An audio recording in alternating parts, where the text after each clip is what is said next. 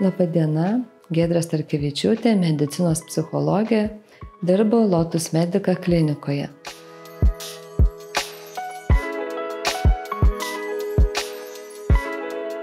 Meno terapija tai unikalus gydymo metodas, kai pasitelkiama meninė kūryba.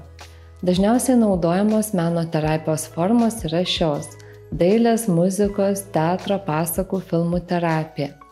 Emocinių sunkumų turinčiam žmogui save išreikšti gali būti sudėtinga.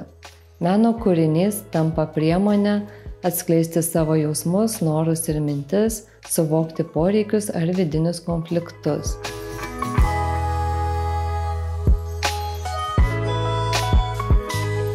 Kūrybinėme procese paprastai išsijungia nesąmoningi psichologinės gynybos mechanizmai ir atsiranda galimybės gilesniam savęs pažinimui.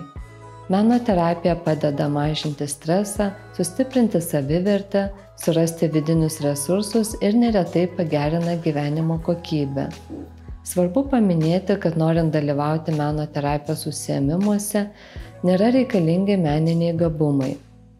Jei jaučiate nerimą, stresą, galite kreiptis į mūsų kliniką ir mielai jums padėsime.